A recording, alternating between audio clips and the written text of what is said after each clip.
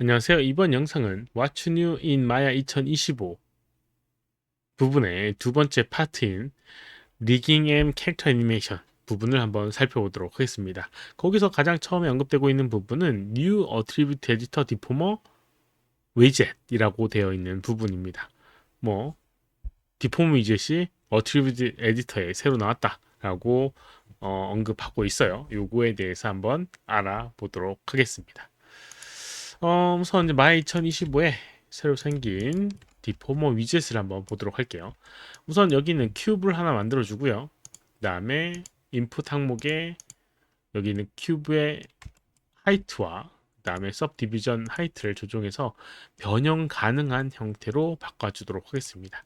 위드와 덱스도 적용해서 약간 형태가 가능한 오브젝트로 만들었어요. 변형이 가능한 오브젝트로요. 우선 아까 전에 봤던 디포메이션은 어디에 있느냐? 컨트롤 A 눌러보게 되면 이렇게 폴리곤 쉐입 1이라고 하는 부분이 있고요.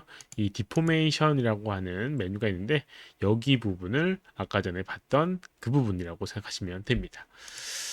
우선 이제 여기 이 오브젝트에다가 이제 디포메이션 변형을 한번 줘보도록 하겠습니다.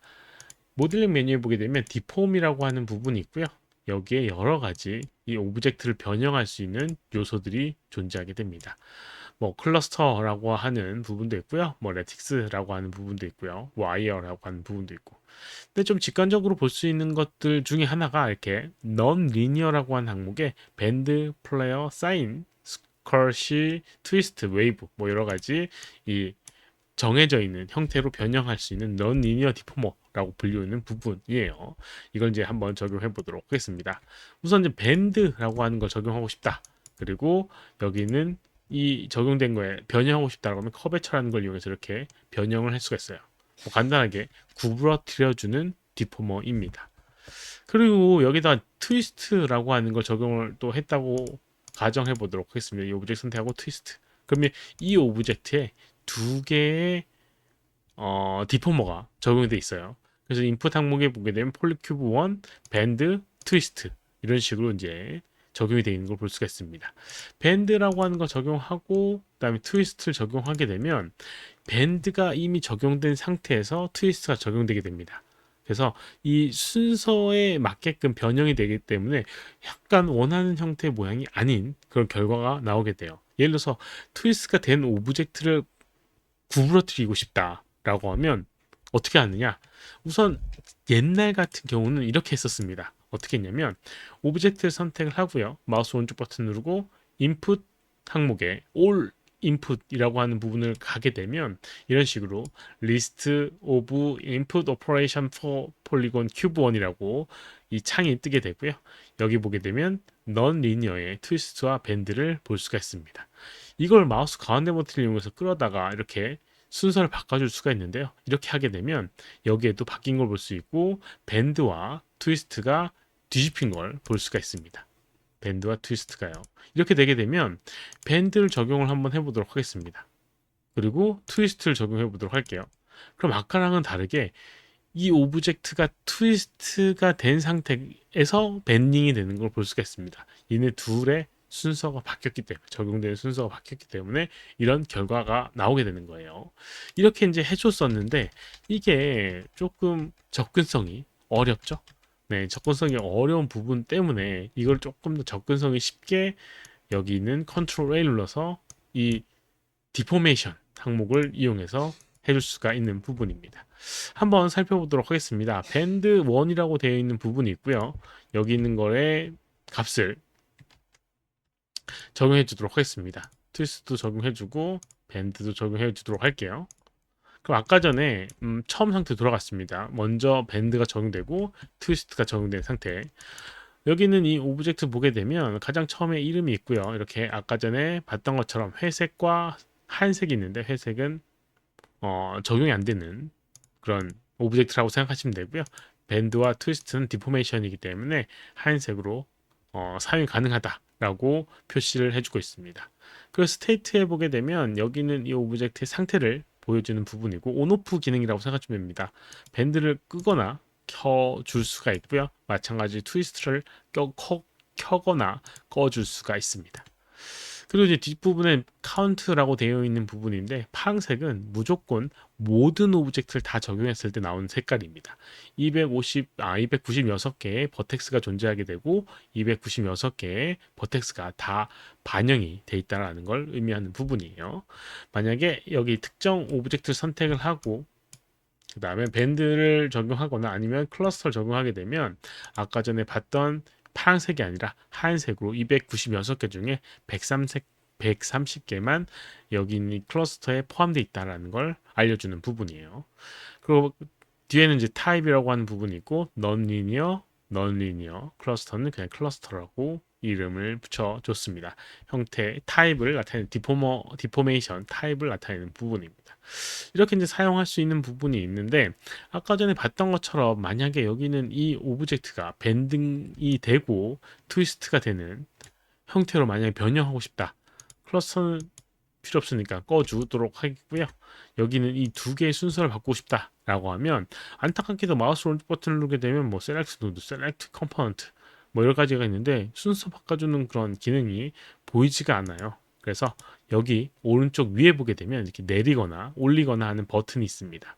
그래서 만약에 밴드라고 하는 거 내리고 싶다. 여기 있는 아래쪽 화살표 부분을 클릭하게 되면 이런 식으로 이 트위스트와 순서가 바뀌어 가지고요. 여기 있는 명령어 수행되는 순서가 바뀌어서 이렇게 만들어지게 됩니다. 이렇게 하게 되면 트위스트를 먼저 적용하고 밴드를 적용을 하기 때문에 트위스트된 오브젝트가 밴딩된 걸 볼 수가 있습니다. 그래서 이 순서가 되게 중요한 부분입니다. 뭘 선택해서 뭘 먼저 명령을 수행하냐에 따라서 결과물이 완전히 다른 형태가 되겠죠. 아무튼 이렇게 사용할 수 있는 게 여기는 이 순서 바꿔주는 것과 온오프 기능, 이 디포메이션 위젯이라고 하는 부분입니다. 기존에는 굉장히 복잡한 부분이었는데 간편하게 바뀌게 됐어요. 또 여러 가지 다른 기능들도 포함하고 있는데 가장 마지막 부분엔 웨이트라고 되어 있는 부분이 있습니다. 마우스 오른쪽 버튼 누르게 되면 이렇게 이 웨이트 비주얼라이제이션이라고 되어 있는 부분이 있습니다. 클릭하게 되면 이 트위스트가 이 적용되어 있는 웨이트 값을 화면에 디스플레이 해줘요. 하얀색은 비중이 높다라는 의미가 되고요. 검은색이 될수록 비중이 낮다라고 생각하시면 됩니다. 만약에 이 웨이트 값을 바꾸고 싶다라고 하면 그 밑에 이렇게 페인티드 웨이트라고 하는 걸 이용하시면 됩니다. 그래서 클릭해 보게 되면 페인트 브러쉬 형태의 모양을 확인할 수가 있고요. 왼쪽 아래 툴박스의 아래에 있는 걸 클릭하게 되면 툴 세팅에서 여기는 적용되는 색깔을 조정할 수가 있습니다. 만약에 적용되는 범위를 없애고 싶다라고 하면 밸류 값 0으로 만들어주고 칠해주게 되면 검은색으로 이렇게 바뀌면서 뭐 이렇게 트위스트라고 하는 게 적용이 안 된 범위를 이렇게 지정할 수가 있는 거예요. 네, 이렇게 이제 해줄 수가 있습니다. 이렇게 하고 나면 여기는 오브젝트 페인트 웨이트라고 적용이 됐다라고 표시가 되게 되고 혹시라도 이 부분만 날리고 싶다라고 하면 마우스 오른쪽 버튼 누르고 페인트 웨이트에 딜리트를 이용해서 웨이트 칠한 거를 지워줄 수도 있습니다. 초기 상태가 되게 되면서 이제 웨이트 값이 아까 전에 페인트 웨이트라고 되어 있는 부분이 사라지게 되고요. 이렇게 이제 적용해 줄 수 있는 부분이 있어요. 그리고 디폼을 지워주는 기능도 있고 뭐 이렇게 컴포넌트, 버텍스 적용되어 있는 이 밴드가 적용되어 있는 트위스트가 적용되어 있는 그런 버텍스 컴포넌트를 선택을 해줄 수도 있고요. 클러스터 같은 경우는 특정 부분만 선택이 되니까 마우스 오른쪽 버튼 눌러서 셀렉트 컴포넌트 하게 되면 이런 식으로 선택된 부분이 볼 수가 있습니다. 이렇게 사용할 수 있는 게 이 디포메이션이라고 하는 부분입니다.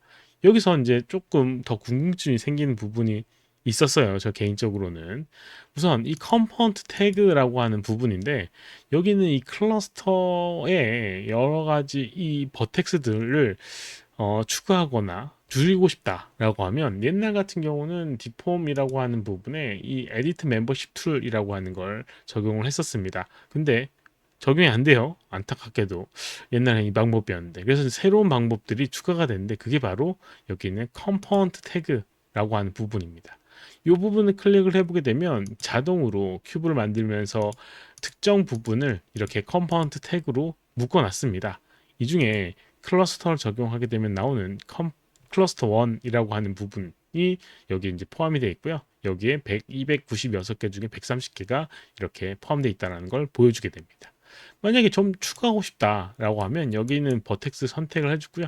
클러스터 마우스 오른쪽 버튼 누르고 Add Selected를 하게 되면 이 클러스터가 적용되는 이 범위를 조정하게 됩니다. 지금은 클러스터가 변형이 안 돼서 안 바뀌고 있는데 이렇게 변형하게 되면 이런 식으로 바뀌는 걸 볼 수가 있습니다. 그래서 여기 있는 얘네들 혹시라도 변형을 범위를 그러니까 적용되는 범위를 조정하고 싶다라고 하면 여기 이 컴포넌트 태그라고 하는 걸 이용하시면 됩니다. 이것도 한 2년 전인가 새로 생긴 기능인데 익숙치 않으면 좀 어려울 수 있으니까 잘 알아두시면 좋을 것 같습니다.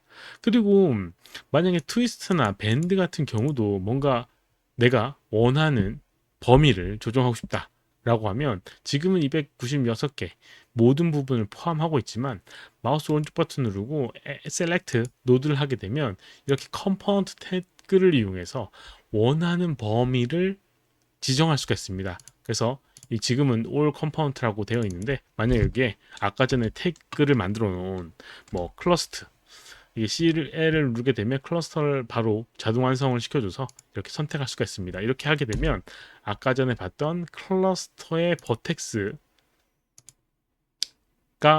여기는 이 트위스트에 적용되는 범위로 바뀌어서 181개로 적용이 됐고요. 선택을 해보게 되면 이런 식으로 이 부분만 이 트위스트가 적용된 걸 볼 수가 있습니다. 이런 식으로 사용할 수가 있어요. 자동으로 세팅되어 있는 뭐 백, 바텀, 프론트도 사용을 해줄 수도 있고요. 뭐 이렇게 사용할 수 있는 게 이 디포메이션 항목, 디포메이션 위젯, 디포머 위젯, 뭐 하여튼 그 부분입니다. 이번 영상은 여기까지고요. 혹시 질문 있으면 오른쪽 아래 메일 주소로 메일을 보내주시거나 댓글 남겨주시면 최대한 답변해 드리도록 하겠고요. 도움이 됐다면 좋아요, 필요하면 구독하기 눌러주시면 감사하겠습니다.